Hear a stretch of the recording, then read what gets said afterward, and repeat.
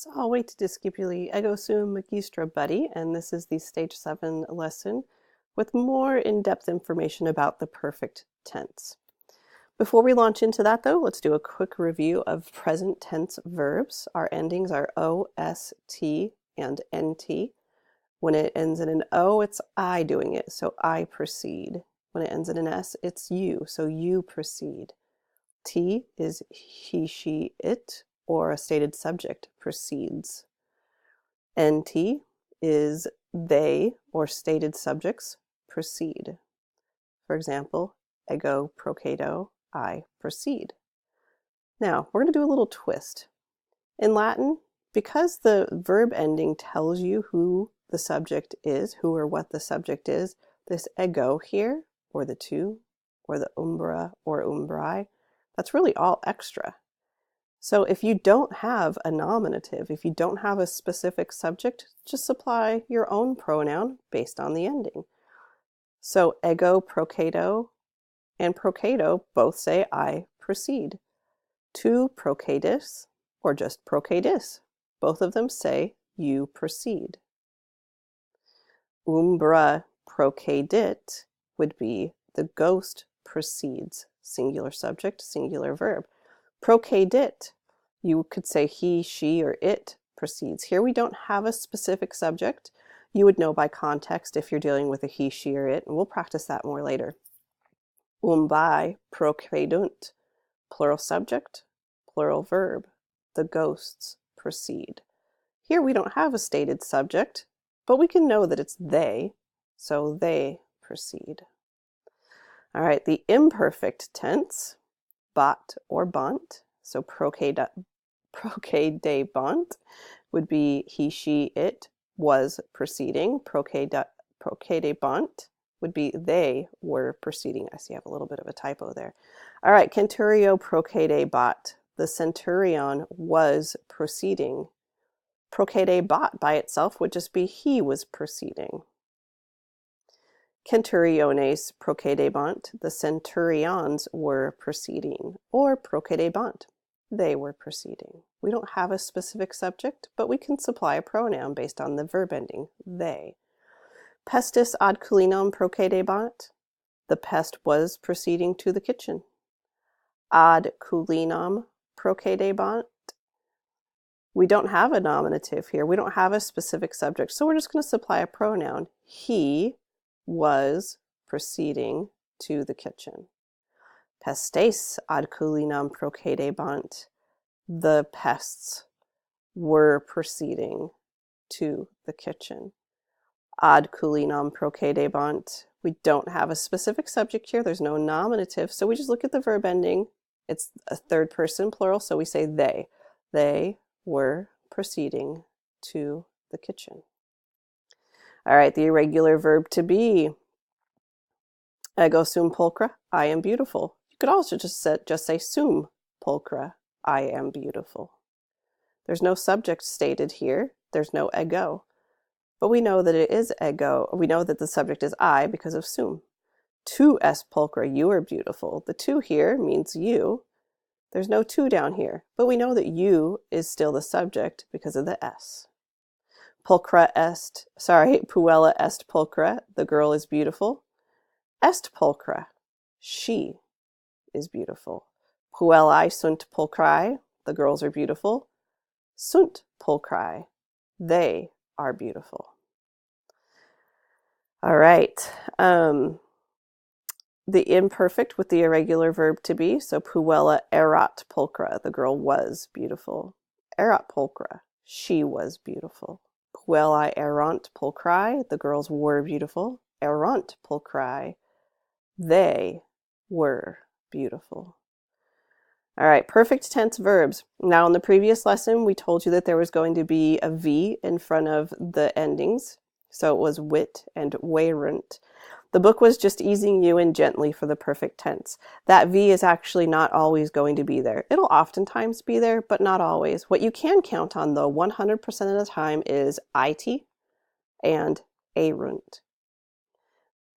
So processit, processerunt.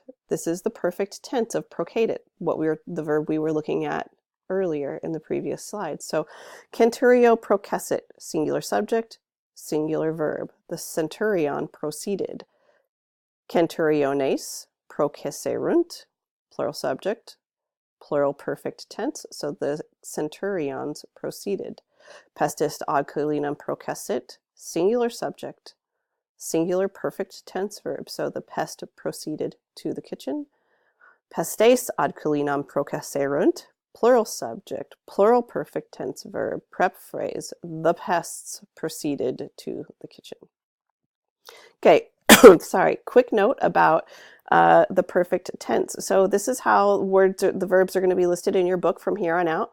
The first entry is going to be the present tense. That's how we've been seeing it. The second entry is going to be the perfect tense. And then it's going to be defined for you in the present tense. Here's an example of the V, like we saw in the last lesson.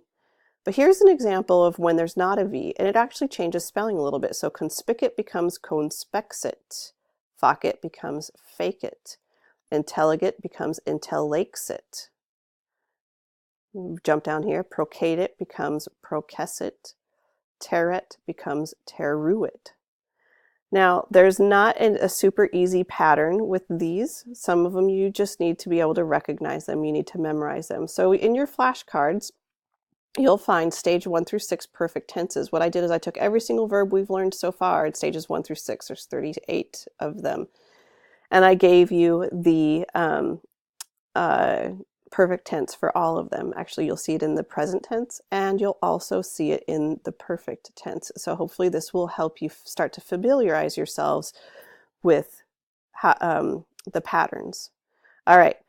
Copy down these sentences as usual. If you've got an ablative or an accusative with a preposition, put it in parentheses, set it aside. If you've got an action verb, mark it with a V. Linking verb, mark it LV. If it's a nominative, mark it as your subject, or it could be a subject complement if it's following a linking verb. If you have any accusatives left over that are not going with prepositions, mark it as your direct object. All right, discipuli, sentence number 1, Mercator caecilium visitabat velam intravit. No prepositions, no connectors. Mercator, that's our nominative singular. Caecilium is accusative singular, so it's our direct object. Visitabat, we've got a verb. Velam, direct object. Intravit, verb, but there's no stated subject in this sentence. So we can assume that the subject is he. How do we know that it's he as opposed to she or it? Well, the merchant was visiting Caecilius. He entered the house. We know that it's he because it's most likely referring to the merchant. Amici cum Caecilio canabant quoquam laudaverunt. We've got a prep phrase here. We'll set that aside. We've got a plural subject because it's nominative, a plural verb in the imperfect tense. We've got a direct object. And then we have a verb here in the perfect tense. There's no nominative in this sentence, no stated subject. So we're going to look at this and just supply they as our pronoun. So the friends were dining with Caecilius. They praised the food. All right, Ancilla in atrio stabat. Dominum salutavit. We've got a prep phrase here. We're going to set it aside. We've got a singular subject, a singular imperfect verb. We've got an accusative by itself, so it's a direct object. We've got a perfect tense verb, no stated subject in this sentence, so we're going to supply a pronoun. Considering we've got the slave girl over here, we're going to assume that this pronoun is she. So the slave girl was sitting in the atrium. She praised the master. Grumio in Caelina laborabat, canam parabat. We've got a prep phrase here. We'll set that aside. We're left with a singular subject, singular verb, imperfect. We have an accusative here with no preposition nearby, so we're going to mark it as the direct object.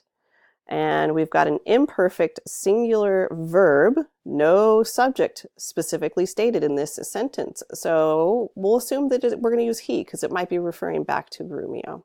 Let's see if that makes sense. Grumio was working in the kitchen. He was preparing dinner. Actores in teatro clamabant, fabulam agebant. All right, we've got a prep phrase. We're going to set it aside. what do we have left? We've got a plural subject here. We've got a plural verb, imperfect tense. We've got an accusative by itself, so it's a direct object. We've got a verb, a plural verb here. There's no nominative here. There's no subject, so we're just going to do they since it's plural. So the actors were shouting in the theater. They were acting in a play. Juvenis poculum hausit, venum laudavit. All right, no prep phrases, no connectors. So Juvenis, that's a singular subject, singular verb. Poculum, direct object. Venum, direct object. Perfect tense, singular verb, most likely referring back to this young man, so we can say he. So the young man downed the cup, drained the cup, the wine cup. He praised the wine. All right, liberti interberna bibebant, grumionem conspexerunt. We've got a prep phrase here we're going to set aside. We've got a plural subject, a plural imperfect tense verb. Grumionem is accusative, so that's our direct object. There's no preposition nearby. Conspexerunt, plural verb, perfect tense. No specified subject here. Since it's plural, we can assume it's they. So the freedmen were drinking in the tavern, or the inn, the shop. They caught sight of Grumio. All right, Metella non erat in villa ad hortum processit. Prep phrase, prep phrase. Metella, this is an adverb, it's negating the verb, linking verb. Perfect tense, singular, most likely referring back to Metella, but there's no stated subject in this sentence, so we're actually going to say she. We're not going to say Metella again. Metella was not in the house. She proceeded to the garden. All right, discipuli, as usual, English relies on word order to indicate function. Latin relies on endings to indicate function. If you don't know your endings, you're not going to be able to decode the words. Valete discipuli.